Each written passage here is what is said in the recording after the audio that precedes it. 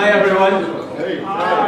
So I'm going to introduce our luncheon speaker, Dr. Stacey Patton. And I want, if you need more food, go ahead and get more food, but we're going to start now. So Dr. Stacey Patton is a historian and a senior enterprise reporter with the Chronicle of Higher Education. She covers graduate education, adjunct, research, and race and diversity issues. Now, I thought I had just found her, okay, and this is part of my genius, but it turns out that lots of people have found her work. She has also written for the New York Times, the Washington Post, Al Jazeera, BBC News, the Baltimore Sun, and the Crisis magazine. She earned a PhD in African American history at Rutgers University, and her dissertation was entitled, Why Black Children Can't Grow Up, The Construction of Racial Childhood in America, 1880 to 1954.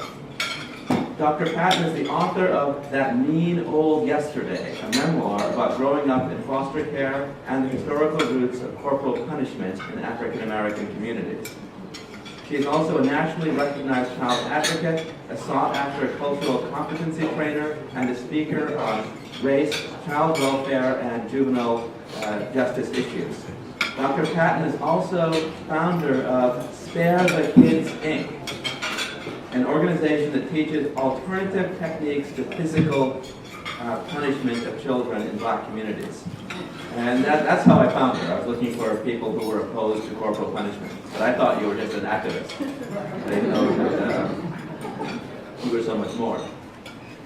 She's been featured on CBS Today. So this is really, I'm really not a genius for finding you. She's been featured on CBS Today, The Melissa Harris Perry Show, All In with Chris Matthews on MSNBC, NPR, and a plethora of other media outlets. She resides in the Washington, D.C. area.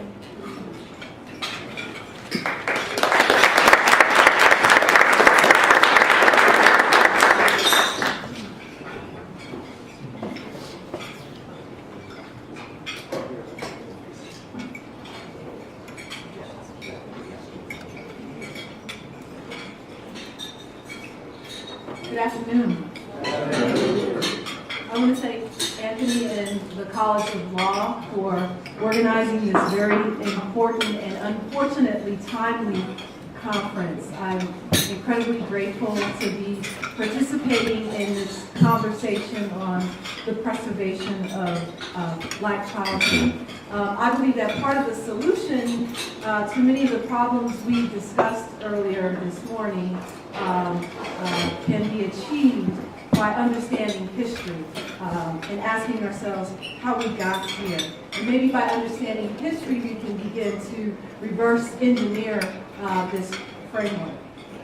So I may speed through some sections for time because I'd like to leave some room for questions at the end. So ladies and gentlemen, from Emmett Till and Mike Brown to legions of other young people whose names and lives have been violently lost to the hidden holocaust of racial history in America, white supremacy requires the intentional, insidious, and pervasive devaluation and destruction of Black childhood.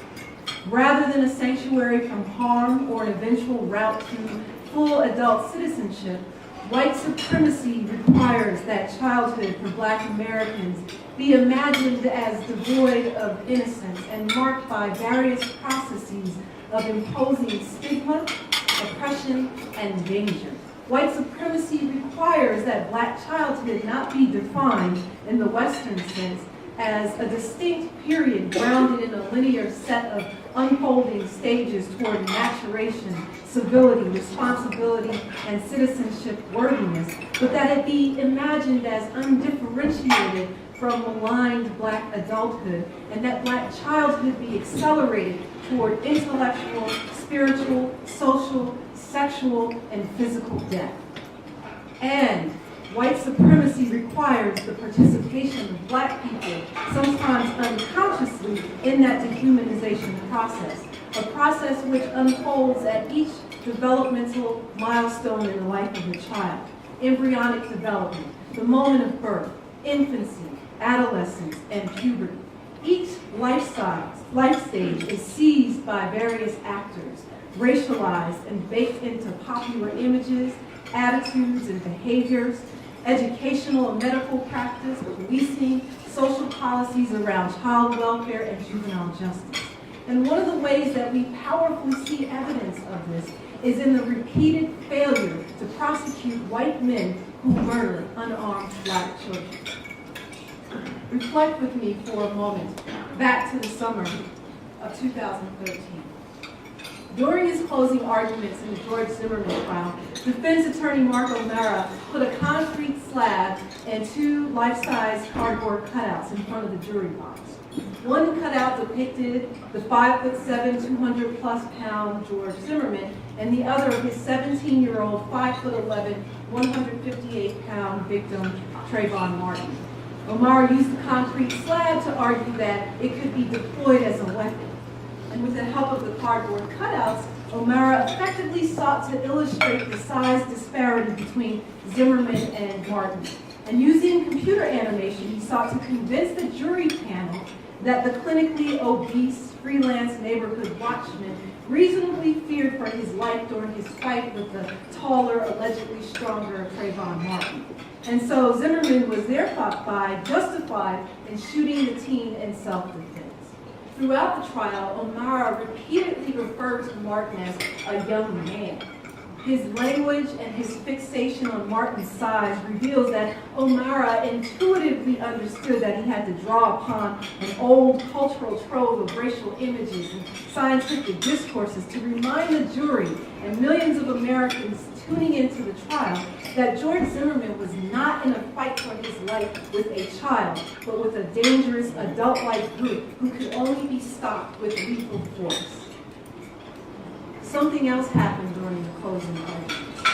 In his rebuttal, prosecutor John Guy repeatedly referred to Martin as a boy, not in the disparaging Jim Crow-esque infantilization of black men sense of the word, but in an attempt to restore him to childhood and carve out a space for him in the category of innocence, to bestow on him an emotional life in an effort to convince the jury that this youth feared for his life as he was stalked and then attacked by a grown man who profiled him because of his race.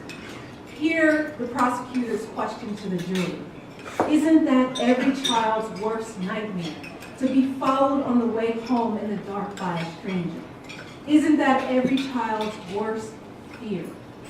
And recall that Martin, in his last cell phone conversation with his friend Rachel Gentile, said he was being followed by a creepy-ass cracker. Sorry to the child in the room, he's here. After watching that courtroom moment, I realized that the George Zimmerman trial was not just about determining his guilt or innocence, but it was at its core a debate over whether Trayvon Martin was a child and whether our legal system was going to finally send a message to white America that their cultural, even mitochondrial level racial fear does not provide rationalization for murdering children because their minds undergo what Anthony Farley called earlier today a reverse hallucination that illogically inverts black children into dangerous adults.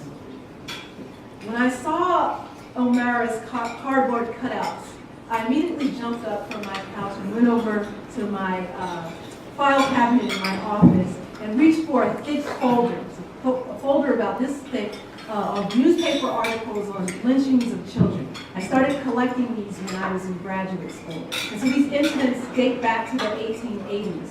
And many of the children are as young as 8 years old, up until age 19. And as I flipped through those articles, I noticed that many of the boys, regardless of their age, were described as looking like men. If you recall, Emmett Till was said to have, he was 14, but he was said to have looked like a man.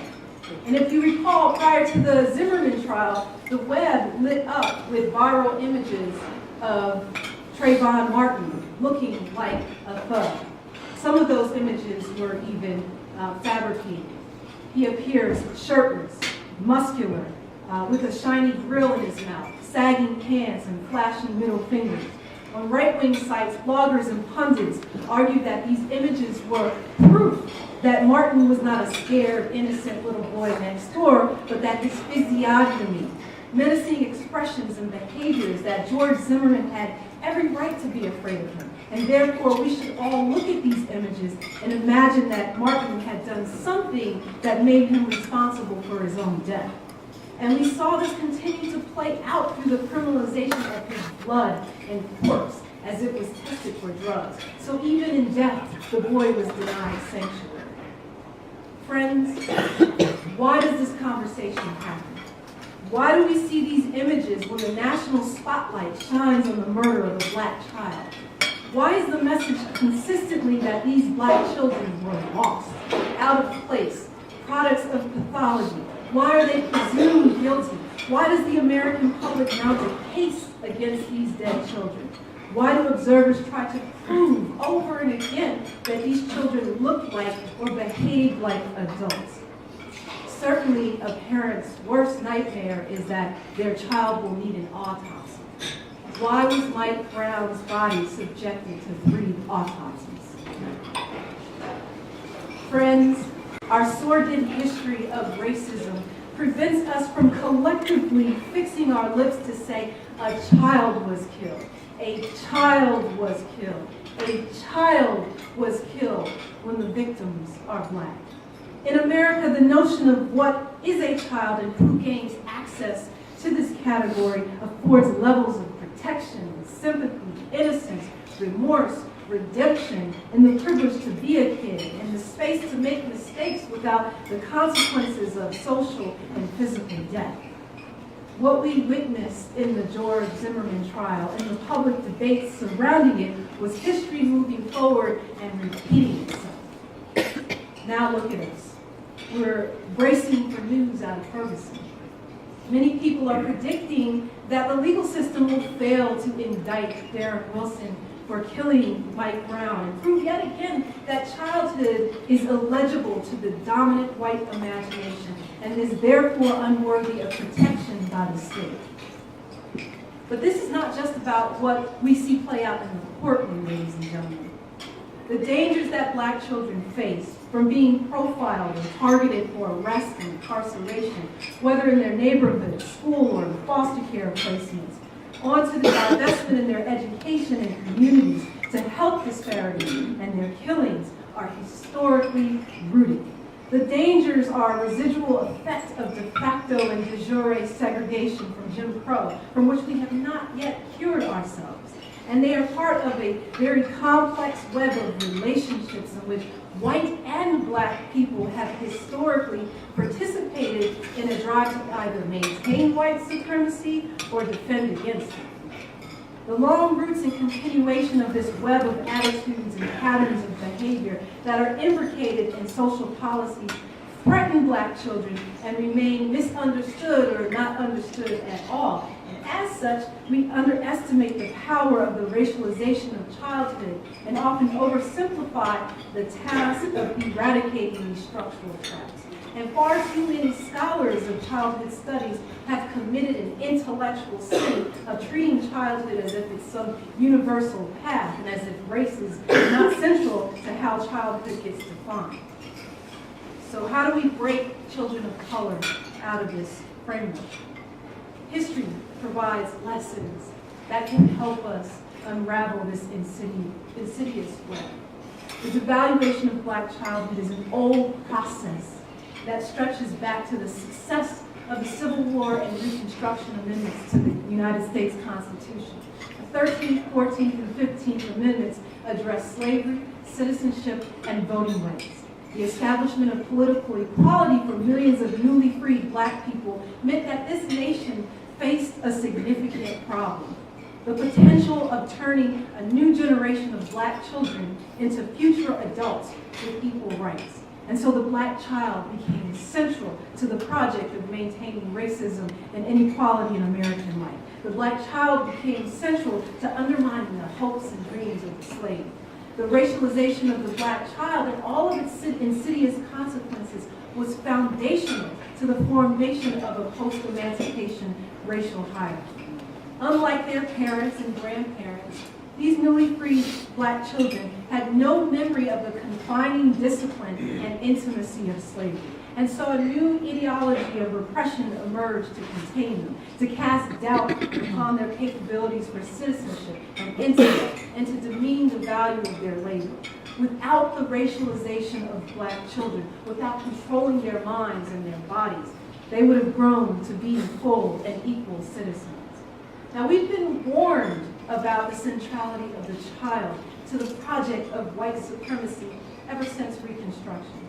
We have W.E.B. Du Bois, for example, who foregrounded the child in his civil rights work, and later the Black Panthers, who took the unusual step as a revolutionary group of understanding and promoting the significance of childhood to black liberation. Or think about ordinary parents like Mamie Till, who let the world look into her son's casket by putting that image of his battered face juxtaposed against that famous portrait of him smiling, was a mother's own effort to emphasize and remind people of his innocence and childhood.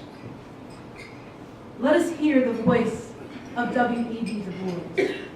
Writing in Darkwater in 1920, Du Bois lamented, "There is no place in this world for black children." His hyperbolic use of this world conveys the mean-spiritedness of mainstream life to the first generations of black children coming of age following emancipation. Describing Jim Crow as a sneering, cruel world to black children, Du Bois even questioned the ethics of black procreation. Hear what he says. "The mothers and fathers and the men and women of our race must often pause and ask, is it worthwhile? Ought children be born to us? Have we a right to make human souls face what we face today?" In 1928, a few years later, on the heels of his daughter's wedding, Du Bois asked again, should we black folk breed children or commit biological suicide? Understand, Du Bois was writing at the nadir of American race relations, and at a time when the freedom to make personal reproductive decisions and to have ownership over one's children was still a relatively new concept for millions of black people who had for centuries been denied basic parental rights to their offspring because they were considered property owned by whites. Du Bois understood that in order for black people to achieve citizenship rights, that the child had to be central and foregrounded in that struggle. Here is the very first issue of the Crisis magazine, which features a child at play. For decades, the pages of the magazine were peppered with images of adorned children cloaked in the safety of their parents' arms. The magazine was full of all kinds of progressive parenting techniques and commentary about how best to protect and shield children from racism. Du Bois also recorded in detail the daily slights and harms and indignities that black children across the nation face. The images and stories and voices of black children themselves provided a counter-narrative to mainstream images of black children, images that demean them at every single life stage. Ladies and gentlemen, Jim Crow was far more extensive and damaging for black children than everyday encounters with segregated schools and lunch counters would suggest. As objects of medical experimentation by doctors or abuse by the state, babies and children were exposed to the dehumanizing and violent logic of racial classification and domination. Black parents and educators strove to mitigate these harms and protect their young from the machinations of powerful whites. But unfortunately, they experienced more setbacks and challenges than successes. But their efforts revealed how parenting came under assault in the Jim Crow era, even as it emerged as an important site of resistance. I want to give you a sense of the backdrop that these parents and leaders were having to deal with. I'm going to ask you to consider some of the types of imagery that people were up against. So when we talk about the racialization of the life stages, this began in the womb.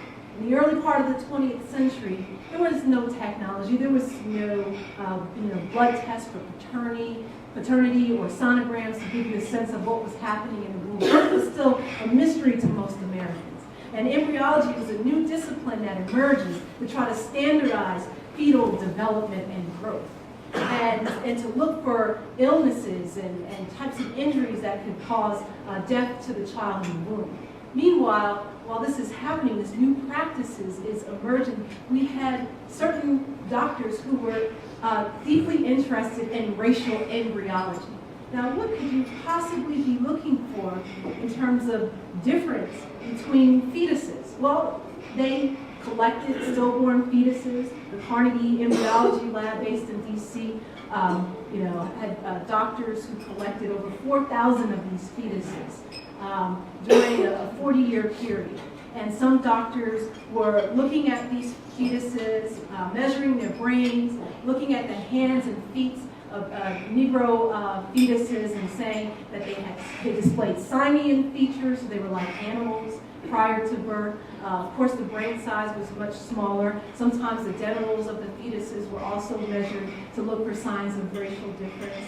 And doctors were also wanting to ask what color the newborn black baby was at birth, because it was a mystery to many pediatricians beginning in the late 19th and early 20th century, where you've got a Jim Crow society that's deeply concerned about situating people in their proper spaces. So these doctors were grafting the skin off of fetuses and looking between the layers of the skin to try to determine which trimester black people developed their skin color.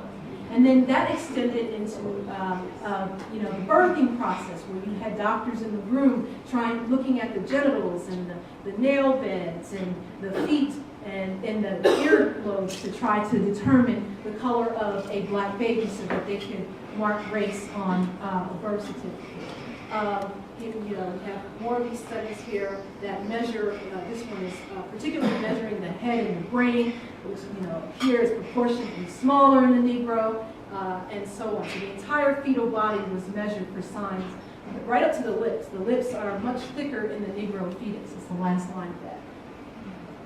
And this extends also into adolescence, where,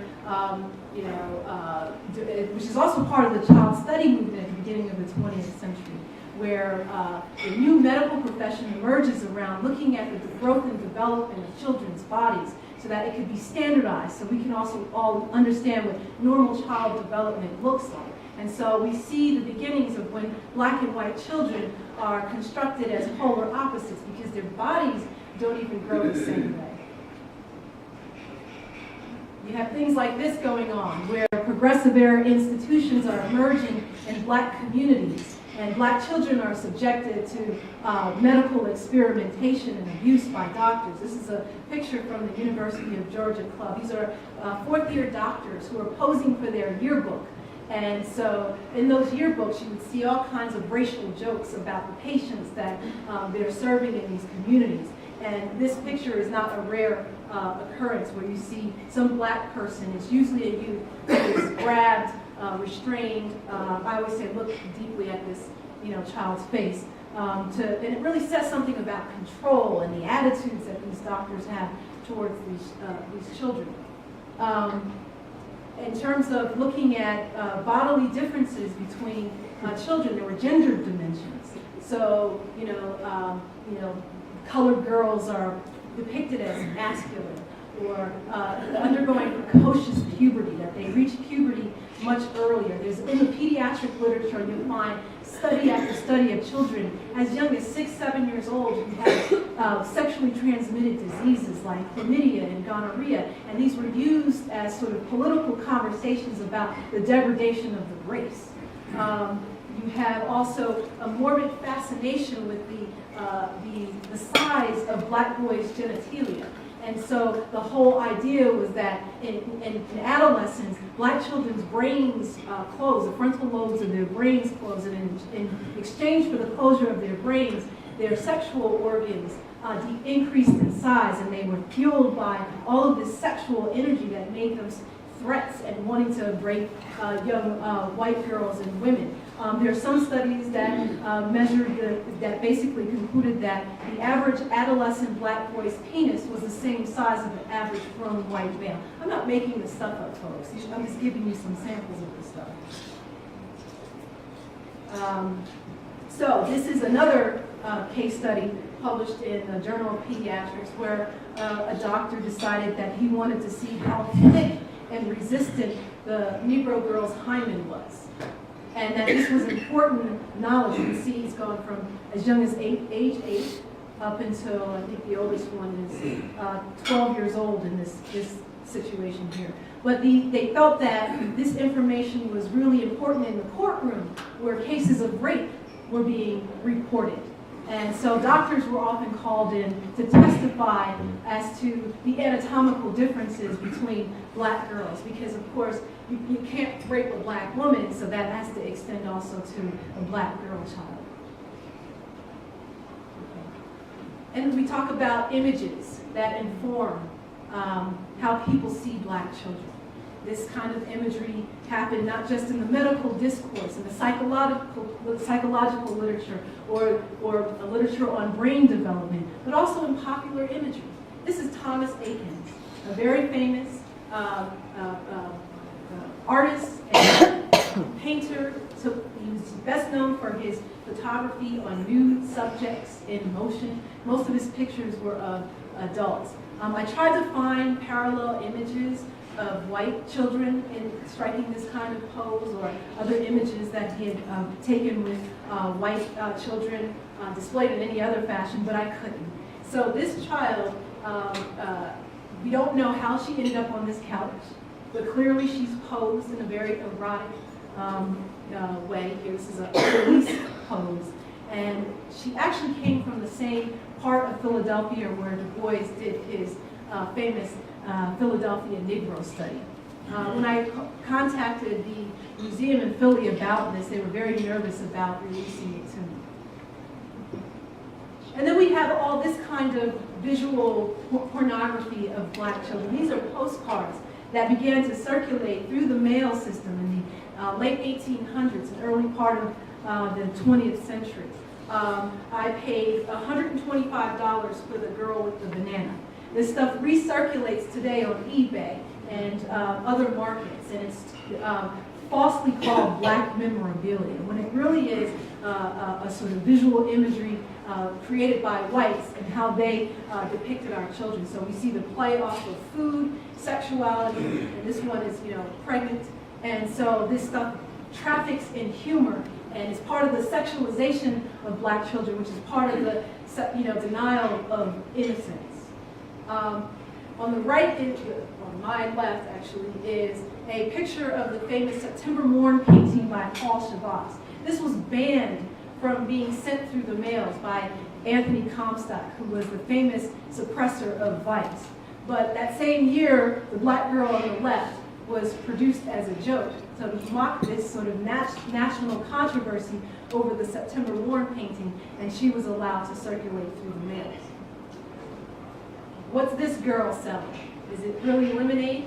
And as you can see, the price keeps dropping. You have children gambling and sitting on toilets. So it's called a scat game in porn. It's a sort of fixation with bodily functions. So you'll see images of boys shooting craps, so dice and into these chamber pots. There's also this fixation on black children's backsides. And again, it parallels the medical language where their legs, their hind legs, their backsides are being measured to show people that black children's bodies are stronger, built for labor, and are sexualized. This little, the one on my right, is a little boy. It just looks like he's standing behind a tree, but he's actually what people in the South call a sapsucker. These were men who would go into the woods and drill holes into maple trees and have sex with them. And there was actually a term for it, but I cannot remember the term. But there's actually a sexual term for people who are attracted to having sex with trees.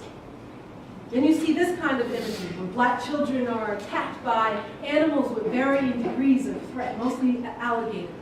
And so that was really a message about keeping boys, and it's usually an adolescent in general, but more like teen boys from stepping out of place. You see black children appearing with storks and underneath you would always see these captions that say no race suicide, so torturing babies. And so there was a real fear over white people being outnumbered by people of color through the procreation process. Then we also have lynching, okay? I was telling you about this earlier.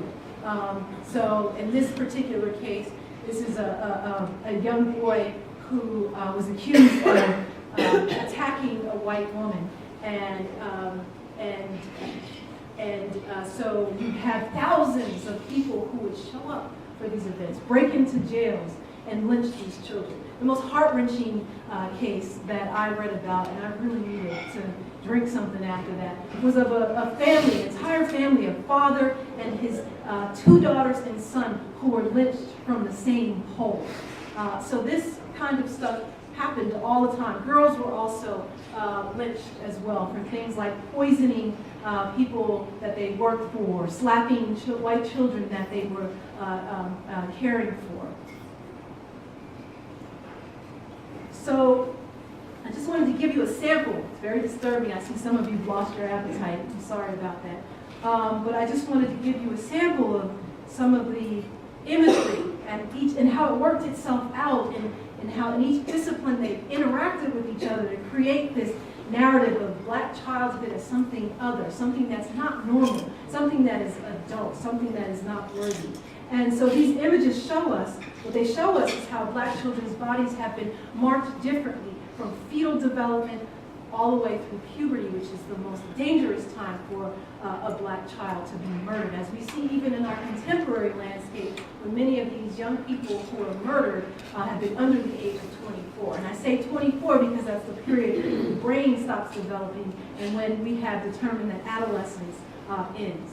When I say there's no such thing as black childhood, I'm effectively arguing that yes, childhood is a biological process, but it's also a social construct.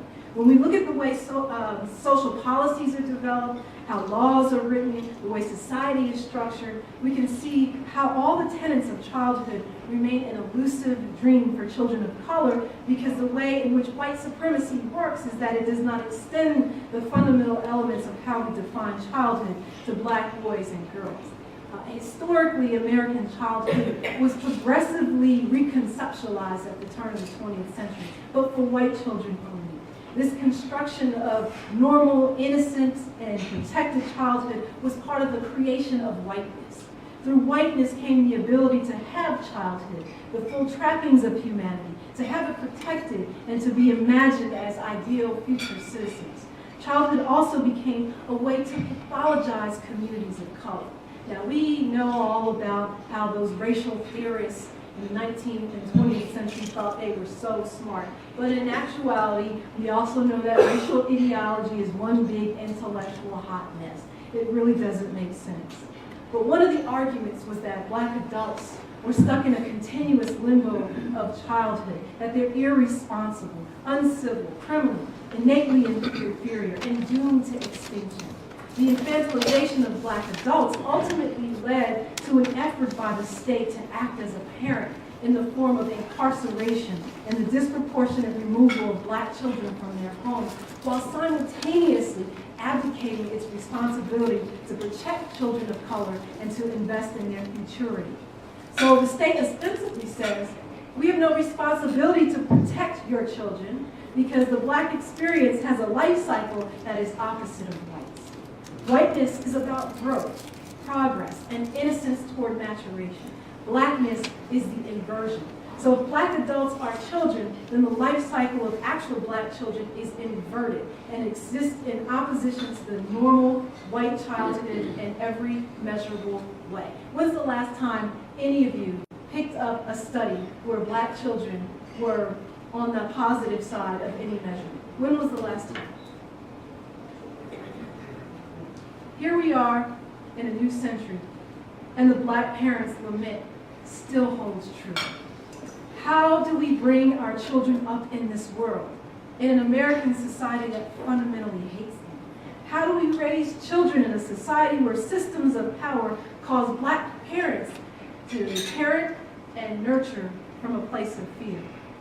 How do we understand the ways in which systemic racism influences Black people to police the behavior and punish their children in certain ways? Because the goal of a white supremacist framework is to create corporal bodies and regulate who has access to the privileges and protections of citizenship. When Black parents read about the murders of the Jordan Davises, the Darius Simmonses, the Trayvon Martins, the Mike Browns, the Ayanna Stanley Joneses, and the Renisha McBrides, they are forced to retreat from optimism and instill fear in their children by warning them about the dangers of white people and especially the police. In the process of trying to protect their young, Black people sometimes end up dehumanizing them. And one of the ways in which this happens is through violent physical discipline. For many Black people, whipping their children, which is a vestige of the plantation, is a rational reaction, a form of self-defense to what Black parents think they have to prepare their children for so they can keep them alive. Many parents believe that their offspring have to develop thick calluses to the violence and dehumanization of the world around them. But far too often what happens is that we end up feeding our children to the foster care system and putting them at risk for further abuse and devaluation in a foster care system, which is fast becoming a breeding ground for the juvenile justice and prison pipeline. In some states, nearly 60% of their adult prison population has had contact with foster care. Because even abused and traumatized Black children are viewed by a largely white social services and juvenile justice profession as devoid of emotional lives despite their histories of neglect and victimization. So foster children are often over-medicated, suspended from school, arrested, and sentenced to longer confinements because studies show that judges tend to be more biased against kids who have histories of foster care. And far too many foster youth are end up aging out of care, disabled and unprepared for adulthood, and the cycle continues. So let me conclude here, friends, by saying that just as we've learned from history about the ways white supremacy constrains and denies Black childhood, we can also learn from history about how the struggles to protect and empower young people comes through organizing and protest when the legal system and state legislatures abdicate their responsibility to protect young people. All across this country, at the local grassroots level, there are young people in communities of color who are fighting against everything from the privatization of playgrounds, fighting against mass school closures, fighting for access to healthy food, transportation to get to school, housing, and other basic rights. Standing in the cold right now in Ferguson, proclaiming that Black life matters. Fighting against gang violence in their community, a violence which is driven by community divestment and other sociological factors. And young people themselves are fighting to ensure that childhood be assured to children of color as this nation rapidly marches toward a majority-minority future. Recall the Twitter movement, If They Gunned Me Down, which is part of the continued struggle to highlight and demand childhood for children of color, symbolically and materially. This was a virtual and visible protest that let the nation know and the world know that these young people of color are cognizant and recognize how the dominant white imagination does not see young shooting victims as children or as innocent for the sake of justifying their murders. The nation is waiting, holding its breath over Ferguson. Everybody agrees that Emmett Till, just like Emmett Till, this decision in the killing of Mike Brown has the potential to change history in ways that we can't predict. We've got a real powder keg happening in Ferguson right now. Members of a racist police force in a small, mostly Black suburb that years ago went to Israel for training and crowd control. You've got the KKK that has threatened violence against protesters. A state of emergency has been declared. The National Guard is in place and they're conducting tactical drills. Gun ammo sales in the area have soared 700%, I read the other day. Student activists of all races are in the street putting themselves on the line. So powerful forces are mobilizing to silence youth demanding justice for a peer whose dreams will never be realized. Just as within the larger history of Black freedom movements, like the Children's Crusade of 1963, to the Black Panthers who nourished Black children's bodies with meals so that they can be awake and be able to think during the day at school, Black youth still remain at the forefront of movements of change. But sadly, brothers and sisters, this moment reminds us that Black boys and girls are never viewed as children, never viewed as innocent, never viewed as worthy of protection, never viewed as fully human, and never viewed as worthy of being alive. Thank you.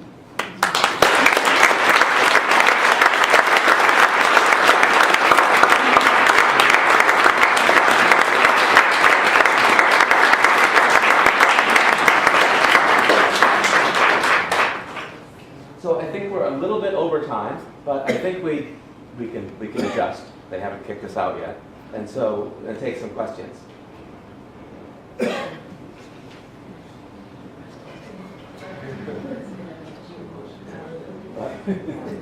It may also be the sort of thing that we need to think about for a little bit. Well, this is a first for me. Well, I'll have a question, and I'll see if I can pose it correctly.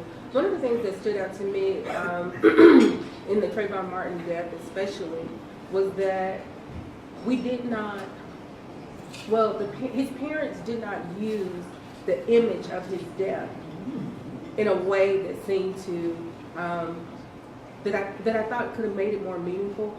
If you look at Emmett Till and Mamie Till, how she asked for that open casket so that they could see what was done to her child. I wondered why we don't follow those historical patterns. A lot of people don't realize that Trayvon Martin was shot through the heart. And I wonder would that have made any kind of a statement about, his death. The images of Mike Brown laying in the street. I guess I'm wondering why don't we follow those kinds of historical patterns or take those historical cues? On the opposite hand, it seems like we do more, the parents who've lost these children are forced to then parent the nation and call for silence and say, we don't want you to react, we don't want you to riot, we don't want you to be violent in the midst of our child's death. And so, I'm not sure, I guess, why don't we follow those historical patterns, or do you think there's any reason to follow those kinds of historical patterns? That's a great question. And Mamie Till was actually not the first to publicly release images of her child after he had been murdered. Other Black parents have done the same thing. I think there are many ways you can answer this question. Some might say, well, you can't really top Emmett Till, right? Because that was a pretty gruesome photograph. Some may argue that we've become desensitized to Black death, not just here in the U.S., but globally. I mean, you think about natural catastrophes, whether it's in Haiti or elsewhere, and you just see, or in Katrina, where we see Black bodies floating in the water, Black death everywhere, just displayed, while we, as a nation, debate whether we should show the dead bodies of 9/11 victims or the school victims in Newton. So there's always a debate, a controversy about showing dead white bodies, especially children. So we consistently fill the internet and our media coverage with images of Black suffering and death. And so maybe people have become so desensitized to it, so used to it, that the parents might think it won't matter. It just won't matter. I think what Trayvon Martin's parents tried to do was make sure people saw the cute images of their child to humanize them. I mean, and quite frankly, at the personal level, I'm not sure that if my child were murdered in this way, that I'd want, especially in the internet age, for that thing to keep recirculating all over the place. But it is a good question as to whether having his autopsy photos displayed this way, if that would have tugged at the heartstrings and the consciousness of the jury who actually were shown those pictures. It didn't work in the courtroom, so I'm not really sure if it would have worked in the public imagination. I just think that because some of those pictures, the pictures of his dead body laying on the ground with that huge hole in his heart, it was one of the most stark things that made it real to me. It was so stark and so devastating. Before I even looked at the picture, I had to make a conscious decision to do so. And after looking at it, it has never left me. More so than any of the pictures that you showed. And I understand what you're saying, but I guess I think there's still something a little bit different, perhaps, about a child being shot in the street with this huge hole in his heart versus bodies that may be floating in the water. Or I don't know if there's something. Yeah, we also have a historical archive of lynching photography. There's a powerful book called Without Sanctuary. Right. And if you flip through those pages, you see images of black boys who were publicly lynched. I hear what you're saying. And I don't mean to be cynical. I just feel like people may be desensitized to these images. I think, as I reflect on what you said, one of the things that really is has some kind of staying power with me is when you talk about participation that we as Black folks play in white supremacy, and that I think that's something that we really have to break down and talk about policy. From positions of power to in our homes that we are participating, that structure stands because we help in some way to keep that foundation together.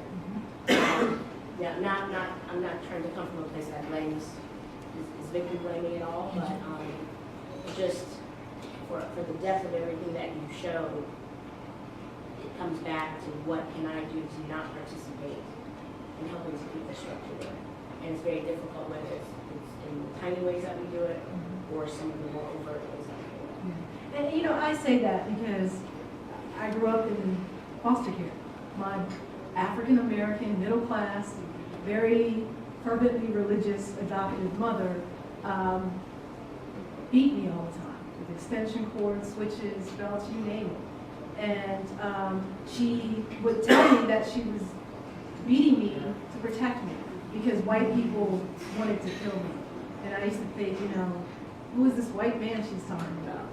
And the real danger was her.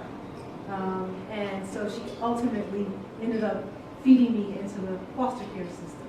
I mean, I was fortunate enough not to be suspended or arrested to end up in the juvenile justice system, although I look back on some of the fights I got into, and it's a wonder that I wasn't, funneled into that system. I was fortunate enough to get a scholarship to go to, boarding school to escape all of that, but so many of my peers didn't. And I just saw so many Black and brown kids whose parents had treated them this way because they truly believed that what they were doing was love. I mean, look at the Adrian Peterson situation. Here is a man, a grown man, a football player who stuffed leaves in his child's mouth, a 4-year-old, whipped him naked, scarred his genitals in the process, and then justified it by saying, you know what, I was beat like this, it saved me, it made me successful. So we have to change the way, as a culture, we talk about the ways in which we treat our children, because from our pulpits to our radio shows to comedy to online conversation, it contributes to that fear and devaluation, and we participate in it, and it's murdering the souls of our children. I was just going to ask, I found it really powerful how you showed the images of the young Black girls being depicted, sexually, and I just wanted to know, I know that the way that Black women are portrayed in the media now, oftentimes you'll see them like as animals or, very jungleistic. Is there anything that's like parallel in the way that they depict young Black girls in the media today that, you could draw parallels to how we're used to? Or is there any problematic issues? Well, one particular anatomical feature that seems to have staying power is the black woman's backside, and, you talk about social media, we even have young girls who, film themselves, twerking on camera. So these are underage girls who set up these cameras on their computers in their bedrooms. And, if you are a child, a pervert of some kind, all you got to do is, go on YouTube and enter twerking. And you see these young girls who are displaying their bodies in this way. Certainly the age is focused in other types of media. There are adults who are doing this. So, I mean, the sexualization and the fixation on black women's bodies is, pervasive. I mean, even Michelle Obama was subjected to it. I mean, people talk about her arms, her backside. This is a first lady. What other first lady was subjected to that kind of sexualization? So it definitely has staying power, but again, white supremacy requires it. I was interested in whether you think that the medical profession can do anything to undo some of the crimes they've committed in terms of what you were showing and the physiological differences, and of course, continuing now, there's such a disparate treatment of African Americans in the medical system, but can they make amends? Can you think of anything that can be done there? Well, the first thing is that they're ignorant, and when you are ignorant, you're complicit in the problem. And so when I say they're ignorant, they don't even know this historical stuff, and that a lot of the studies that they produce are kind of continuation of that. For example, every single year, and I bet anybody in this room $50 that in 2015, y'all can pay me through PayPal. In 2015, the New York Times or some other popular newspaper is going to publish a report by pediatrics, this is a journal, that is going to talk about early puberty. It happens every single year and generally around spring, okay? And so they basically say, oh, girls are undergoing puberty much earlier, okay? And so the age keeps being pushed back. And then it's racialized. The conversation is racial. I had to close my eyes and predict how the study is going to end before I even read it. And so then they offer, these reasons for why it's happening. Some people are saying, oh, it's plastics, it's environmental stuff, it's hormones in the food. But when it comes to children of color, the last report that I saw, it has something to do with the fact that they don't have their fathers at home. It's the absence of fathers creates a kind of stress that causes these young girls' bodies to develop much faster. Now, you can go all and follow on that, all the way back to the 1880s, where pediatrics started publishing these studies on precocious puberty. And back then it was, black girls experience puberty as young as age 10. And it's because the race is just so driven by sexual pathology. And this is why they experience it early. There were other studies that said climate had a lot to do with it. So if you were a black girl child living in the South or in the Caribbean, your age was pushed back even more. So, these medical disciplines and all disciplines, quite frankly, that cropped up in the late 19th and early 20th century around studying the child need to be educated as part of their cultural competency training about how their disciplines became implicated in the process of the racialization of childhood. So rather than seeing the problems, the health problems that children's bodies undergo, or the educational disparities as a problem of the child, the American child. When we do this comparative stuff, it's not really necessarily about changing policies or the structural framework. It's about continuing this devaluation narrative. And so if we're going to change that, we have to educate them about the historical roots, how they changed over time, and how they, who might be doctors who are genuinely interested in the causes and diseases of children, and maybe want to find cures or improve their lives, can become aware of how they perpetuate some of this stuff. You started your presentation out with the question, how did we get here? You painted a pretty good picture. And then you talked about re-engineering. Knowing that the demographics of our country has changed, where the minority has become the majority, where do you see white supremacy in comparison to that shift in demographics? I see white supremacy getting worse. I mean, look at what's happened since 2008 with the election of Barack Obama. People lost their minds. What we've seen is hoarding of resources. We started seeing mass school closures. We saw people buying guns. We saw increased divestment in communities of color. This is tracked with the election of Barack Obama. And every time our newspapers, every single year, just like the precocious puberty results, when we see these census projections that show that we are on track. This year, for example, was the first kindergarten class in the U.S. where white children were no longer the majority. They're now the minority. Hispanic enrollments in colleges have surpassed whites for the first time as well. And so, so you see, I envision a people who are not seeing themselves projected into this biological future.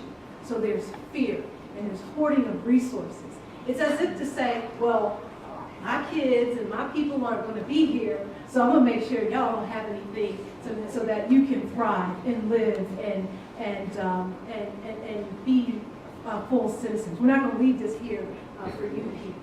I might sound cynical, but that's what's happening in every single area as we keep seeing these demographic shifts. And we see the disabling of children of color, so the same sorts of problems that and devaluation that faced black children at the end of the Reconstruction period are now being extended to Hispanic children. We see it through the DREAM Act, and we see it through other attempts to keep them from having access to education and political enfranchisement. Now, I think because of the time, that's going to have to be the last word for this lunch, but I hope everyone will join me.